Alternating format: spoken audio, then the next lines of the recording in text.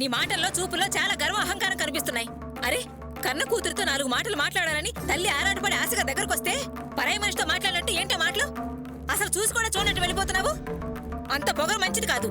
అయినా ఈ మాటలన్నీ సావాస దోషంతో వచ్చుంటాయి. బాగానే నూరిపోసినట్టుంది మహాతల్లి. ఈ రోజు పుట్టిల్లు ముఖ్యం కాదు, మెట్టినిల్లే ముఖ్యం అన్నవాళ్లు ఒకానొకప్పుడు పుట్టిల్లే ముఖ్యమని ఏడ్చి ఏమార్చారు. అమాయకంగా చెప్పుడు మాటలు విని చెడిపోకు. ఆస్తి అంతస్తు లేనప్పుడు పుట్టిళ్ళ కన్నా మెట్టిల్లే ముఖ్యం అనడం, అవి కాస్త రాగానే మెట్టినిల్లు వాళ్ళు మాకెందుకు, పుట్టింటి వాళ్లే మాకు ముఖ్యం అంటారు. అలాంటి వాళ్ళ బుట్టలో పడి నీ పుట్టినింటిని కాదనుకోకు. అందుకే అర్చన ఇటువైపు రావద్దంది. పద వెళ్దాం. జయంతి, ఏంటిది? నేనెంత చెప్పినా నువ్వు అలా వెళ్ళిపోతున్నావు? వదిలే అక్క, వదిలే. దాన్ని ఆపుకు వెళ్ళనివ్వు. అది నా మీద కోపంగా ఉంది. దాని కోపానికి అర్థం ఉంది, న్యాయం ఉంది. నా కొడుకు తప్పు చేశాడు, నేను వాడిని సమర్థించాను. అందుకే నేను ఇప్పుడు అనాథగా మిగిలిపోయాను. వదిలే అక్క, వదిలే. అక్క, నువ్వు కూడా అప్పుడు స్థలం విషయంలో నా మీద కోపడ్డావు, మాట్లాడమే మానేశావు. ఇప్పుడు దానికి పరిహారంగా నీకు మరో 10 లక్షల ప్లాట్ ని రిజిస్ట్రేషన్ చేయించాను. నువ్వు నన్ను అర్థం చేసుకున్నావు కదక్క. అలాగే నా కూతురు కూడా ఏదో రోజు నన్ను అర్థం చేసుకుంటుందిలే అక్క, మారుతుందిలే. వదిలేసే అక్క. ప్రశాంతత కోసం గుడికొస్తే అనవసరంగా ఈ పాడు మాటలు వినాల్సి వచ్చింది అర్చన. అర్చన మనం వెళ్దాం పదా. ఏంటక్క అలా మాట్లాడి వెళ్తుంది? వదిలేసే అక్క. నా తలరాత ఎలా ఉంటే అలాగే జరుగుతుంది. పద, మనం దర్శనం చేసుకుని వద్దాం.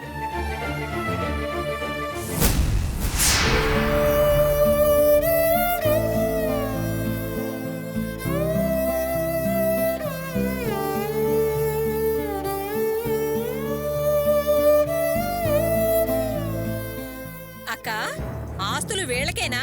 నాకు ఇచ్చాడు దేవుడు 10 లక్షల రూపాయల ఆస్తి. ఇవిగో వాటి కాగితాలేగా ఇవి. అవును, అలుపులకి ఆడంబరాలు ఎక్కువని అమ్మవారిలా ఎలా అలంకరించుకొచ్చారో చూడు. గుడికి అంత ఆర్భాటంగా రావడం అవసరమా? నడమంత్రపుసిరి ప్రదర్శించడం కాకపోతే ఎంత గర్వం, ఎంత గర్వం. అయినా ఇదంతా నిలుస్తుందా? ఎలాగొచ్చిందో అలాగే పోతుంది. ఏమంటావక్క? వాళ్ళ గురించి మనకెందుకులే అక్క. ఆ పత్రాలేవో దేవుడి సన్నిధిలో పెట్టి దండం పెట్టుకోక్క. అలాగే అక్క.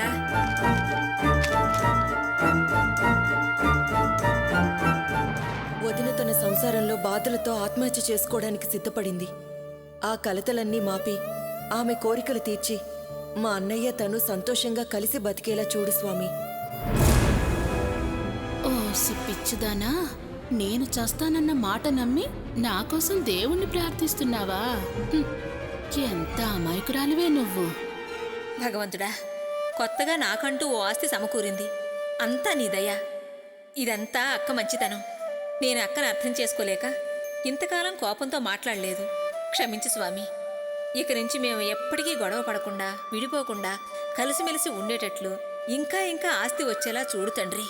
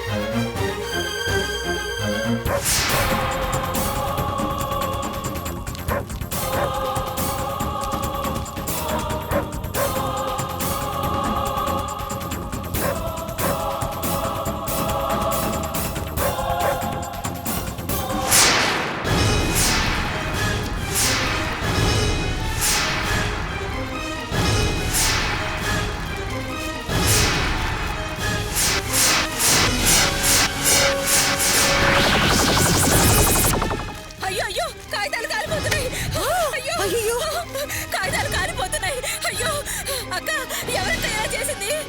ఏమోనక్క, నేను కూడా కళ్ళు మూసుకునే ఉన్నాను. ఏంటర్చన ఇది? ఒసే పాపాత్పురాల రాక్షసి, నువ్వే కదా వీడికి నిప్పటించింది. నా మీద కోపంతో కుళ్ళుతోనే కదా ఇలా చేశావు. ఇంత మొదలష్ట పని ఎందుకు చేసావే? ఏంటి నా మీద లేనిపోని అబాండాలు వేస్తున్నారు? నేను మీలాగే కళ్ళు మూసుకుని దేవుణ్ణి వేడుకుంటున్నాను. మీ అరుపులకే నేను కళ్ళు తెరిచాను. ఏయ్, దొంగ నాటకాలు ఆడబాకు, నటించాలని చూడకు.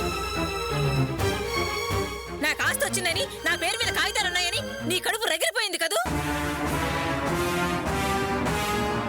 నీ చూపే చెబుతుంది నీ కడుపులో ఎంత కుళ్ళుందో. చూడండి, మీరే కదా ఆ కాగితాల్ని దీపాల దగ్గర పెట్టారు. అంటే నా ఆస్తి కాగితాలు నేనే కాల్ చేసుకున్నానా? అవును, మీరు అలాంటి వాళ్లే కదా. ఆ? నా మీద నింద వెయ్యాలని అలా చేసినా చేసుంటారు. అక్క అక్క, వింటున్నావా? నా కాగితాలు నేనే కాల్ చేసుకున్నానంటక్క. అర్చన, నువ్వు మాట్లాడేది న్యాయంగా లేదు. ఆవిడ ఆస్తి కాగితాలు ఆవిడ ఎందుకు కాల్చుకుంటుంది? ఇందాకే ఆ కాగితాలు ఆవిడ చేతికొచ్చాయి. ఏదో దేవుడి దగ్గర పెట్టుకుందామని తీసుకొచ్చింది. నీకు ఆవిడ మీద ఎంత కోపం ఉంటే మాత్రం ఇలా చేయడం పద్ధతి కాదు. ఏంటండి, ఏం మాట్లాడుతున్నారు మీరు? ఆ పని నేను చేశానా? అలాంటి పాడు పని చేసేదాన్ని నేను కాదు. ఆహాహాహా, పెద్ద దానగుణం దయాగుణం కల రాజవంశం నుంచి వచ్చావే నువ్వు. భార్యాభర్తలిద్దరూ మేము అలా కాదు ఇలా కాదు, అలా చెయ్యం ఇలా చెయ్యమని చెప్పుకుంటూనే వెనకాల గోతులు తీస్తుంటారే మీరు. పరాయి సొమ్ము మాకు వద్దంటూనే ఆ సొమ్ము కాల్చి బూడిద చేస్తారే. ఇవి కాల్చింది నువ్వేనే.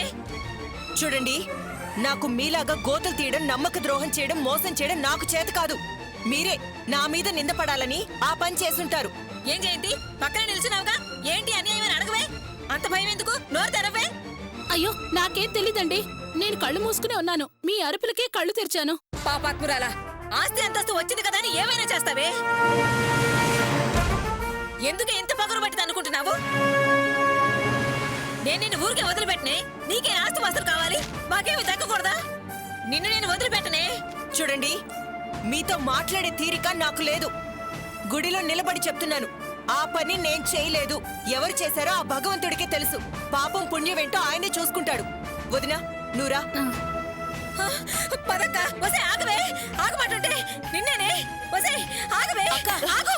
ఆగక్క. కాల్ చేసిన ఈ కాగితాలకు సమాధానం చెప్పాను. దానికి నాకే సంబంధం లేదు. నేను నిన్ను వదిలిపెట్టనే. అక్క, రావదినా.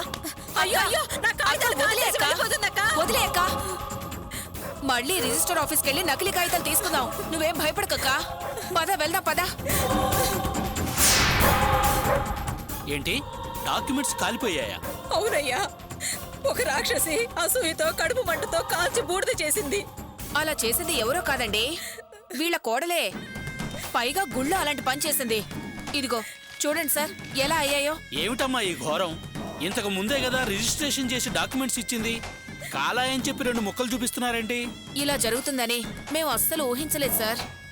ఎలాగైనా కొత్త డాక్యుమెంట్స్ తయారు చేసి ఇవ్వండి సార్. సరేనమ్మా, మీ దగ్గర జిరాక్స్ కాపీస్ ఉంటే ఇవ్వండి. ఏంటమ్మా, జిరాక్స్ కాపీలు అడిగితే ఒకరి ముఖాలు ఒకరు చూసుకుంటారు. అవి ఇస్తే కొత్త కాపీలు తయారు చేయొచ్చేమో చూద్దాం. లేవు సార్, గుడికెళ్లే తొందరలో జిరాక్స్ తీయించలేదు. అవునయ్యా, మీ దగ్గర కాగితాలు తీసుకుని నేరుగా గుడికెళ్ళాము, అప్పుడే ఇలా జరిగింది. అరే ఏంటండి, జిరాక్స్ ఉంటే పని త్వరగా జరుగుతుంది. సరే, సర్వే నంబరు దాని వివరాలు తెలుసుంటే చెప్పండి. మాకు వాటి గురించి తెలీదు సార్. అవునయ్యా, మీరే ఎలాగైనా ఇంకో కాగితాలు తయారు చేసి పెట్టండి, మీకు పుణ్యం ఉంటుంది. వివరాలేమీ లేకుండా డాక్యుమెంట్స్ ఎలా తయారు చేస్తాం? మీ పలుకుబడితో చెయ్యండి అయ్యా. చూడమ్మా, నా పలుకుబడితో ఇంతకు ముందు రిజిస్ట్రేషన్ చేయించా. ఖాళీ స్థలానికి సర్వే నంబరు, పట్టా కాగితాలు లేకుండా ఏమీ చేయలేం. మిమ్మల్ని నమ్ముకునొచ్చాం. అమ్మా, నా గురించి మీకు బాగా తెలుసు. అవుతుందంటే అవుతుంది, కాదంటే కాదు. అలాగంటే ఎలాగయ్యా? మరో దారి లేదా? మేము ఆశ వదిలేసుకోవడమేనా? నాకు తెలిసి 90% లేనట్టేనండి. 10% ఛాన్స్ ఉంది. వీలైతే ట్రై చేస్తాను. ఒక వారం 10 రోజుల తర్వాత వచ్చి కలవండి. ఏంటక్క ఆయన ఇలా అంటున్నారు? సార్ ఎలాగైనా ట్రై చేయండి సార్. ట్రై చేస్తాను, కానీ గ్యారెంటీ మాత్రం ఇవ్వను. వెళ్ళి తర్వాత రండి. సరే సార్, పదక్క వెళ్దాం. అయ్యా ఎలాగైనా పని అయ్యేలా చూడండి అయ్యా. మేమెంతో ఆశతో ఎదురు చూస్తుంటాం. మీకు దండం పెడతానయ్యా. ఏమా చెప్పానుగా, వెళ్ళండి. అక్క రాక్క. ఏం మనుషులో ఏంటో. అక్క, ఆ ఆఫీసర్ కసురుకునేలా ఎందుకలా మాట్లాడావు? అది కదక్క, ఆయన నమ్మకంగా చెప్పట్లేదు. ఇప్పుడు ఏం చేద్దామక్క? చేతికి అందింది నోటికి అందకుండా పోయినట్టు అయింది. ఆ పాపాత్మురాలు నా నోటి మీద కొట్టింది. అది కావాలని అలా చేసిందక్క. అర్చన అంత అన్యాయంగా ప్రవర్తిస్తుందని నేను అనుకోలేదు. నంగనచ్చలా నటిస్తూ అదెంత పనిచేసిందో చూసావా? సరే పదక్క, ఓ వారం 10 రోజులు ఆగి వద్దాం. లేదక్క, నా మనసులో లేకుండా పోయింది. నువ్వు పశ్చాత్తాపడి నా పేరు మీద ఆస్తి రాసిచ్చావు. అది అసూయతో నాశనం చేసింది. నేను అక్కడే దాని అంతు చూసేదాన్ని. నువ్వే అడ్డుపడి ఆపావు. నా రక్తం సలసల కాగిపోతుందక్క. నేను దాన్ని ఊరికే వదిలిపెట్టను. దాన్ని అక్క ఆగక్క. లేదక్క, నేను దాన్ని వదిలిపెట్టను. ఈ రోజు అటు ఇటు తేలిపోవాలి. వదలక్క. అక్క అక్క అక్క వెళ్ళవే, వెళ్ళు. దీనికోసమే కదా నేను ఇదంతా చేసింది. నువ్వు అర్చన జుట్టు పట్టుకుని కొట్టుకుంటే ఆ వరలక్ష్మి గోపి చూసి కుమిలిపోవాలే. మిమ్మల్ని వదలను. వదిలే అక్క, ఇంకెంతసేపు అదే తలుచుకుంటూ బాధపడతావు? నువ్వు ఆ కాగితాలు కాల్చావని ఆవిడ కావాలనే నీ మీద నింద వేస్తోంది. అది అర్థం అవుతూనే ఉంది కదా. ఇంక దాని గురించి బాధపడ్డం అనవసరం అక్క. అది కాదు భాను, మా వదిన తన సమస్య చెప్పుకోవడానికి నన్ను రమ్మంది. సరే కదా అని నేను కూడా గుడికి వెళ్తే ఆ నిందొచ్చి నా మీద పడింది. అందుకే నాకు బాధగా ఉంది. వాళ్ళ గురించి నీకు బాగా తెలుసు కదక్క. అలాంటప్పుడు ఇంక బాధపడ్డం అనవసరం. లేదు భాను, గతంలో కూడా ఆవిడ నాతో చాలా గొడవ పడింది. కానీ అప్పుడు నేనేం పట్టించుకోలేదు.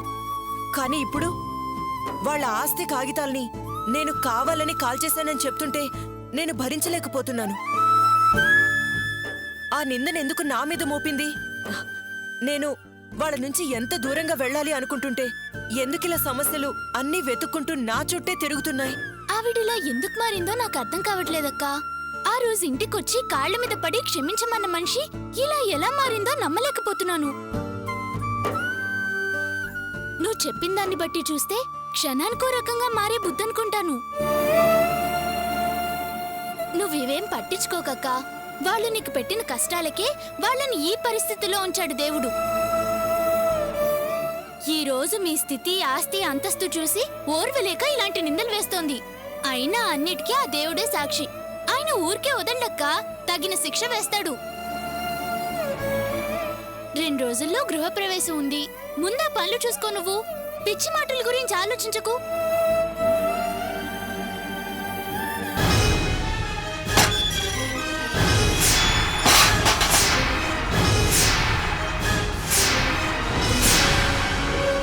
ఒసేయ్ అర్చన! రావే, బయటికి రావే.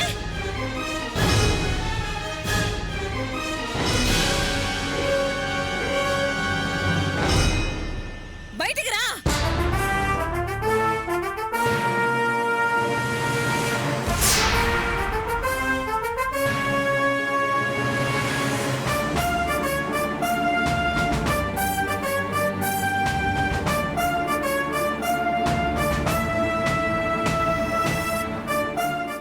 నాకు దక్కిన ఆస్తి కాగితాలు కాల్చి బూడిద చేసి నువ్వు బాగుపడదాం అనుకుంటున్నావా? అది జరగని పనే.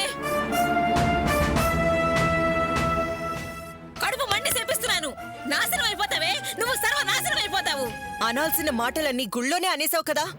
మళ్ళీ ఇల్లు వెతుక్కుంటూ వచ్చి వాకిట్లో నిలబడి ఎందుకు అరిచి గోల చేస్తున్నావు? మర్యాదగా ఇక్కడి నుంచి వెళ్ళిపో. ఏం మాట్లాడుతున్నావే నువ్వు? అరిచి గోల చేస్తున్నానా? కడుపు రగిలిపోతుంది. లోపల కోపం కుత ఉడికిపోతుంది. నిమిషంలో ఆస్తి కాగితాలు కాల్చి పారేస్తావా? రిజిస్టర్ ఆఫీస్కి వెళ్ళి నగల కాపీలు కావాలని అడిగితే వాడు పట్టాదారు పేరు అవి ఇవి ఏవేవో కావాలని అడుగుతున్నారే. అవేవి నాకు తెలియమంటుంటే నీకు మళ్ళీ స్థలం దక్కడం కష్టం అంటున్నారే. దీనంతటికి కారణం నువ్వే. నేను నీ ఇంటికి వచ్చారోక ఎవరింటికి వెళ్ళాలి? ఎవరిని తిట్టాలి? దానికి కారణం నేను కాదని 1,00,000 సార్లు నీ గుళ్ళోనే చెప్పాను. ఇప్పుడు అవకాశం దొరికిందని మళ్ళీ గుమ్మం ముందుకొచ్చి ఇలా అరవకు.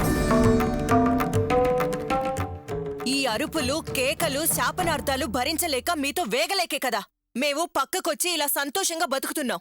మళ్ళీ ఇక్కడికొచ్చి గొడవ చేయకు. వెళ్ళిపో.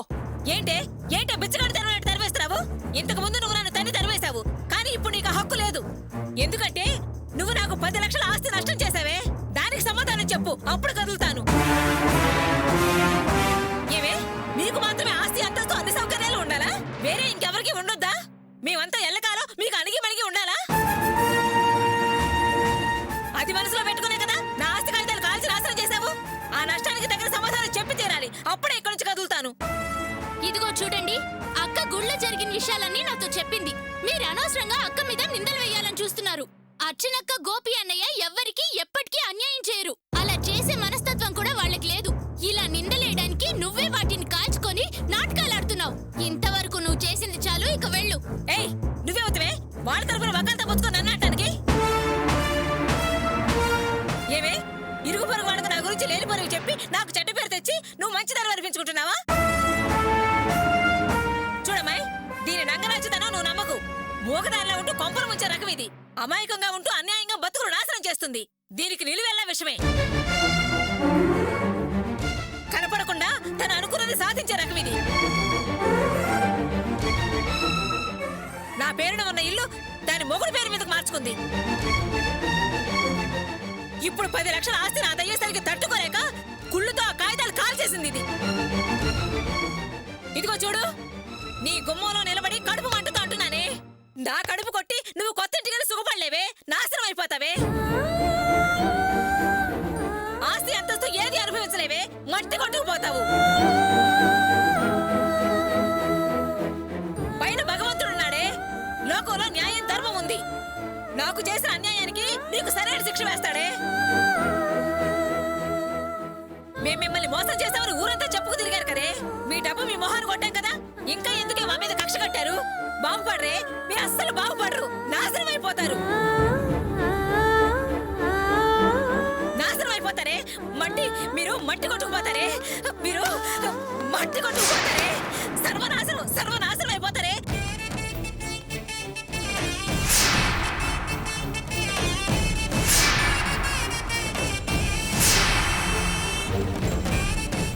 మట్టి కొట్టుకుపోతారే, నాశనం సర్వనాశనం సర్వనాశనం అయిపోతారే, గుర్తుంచుకో.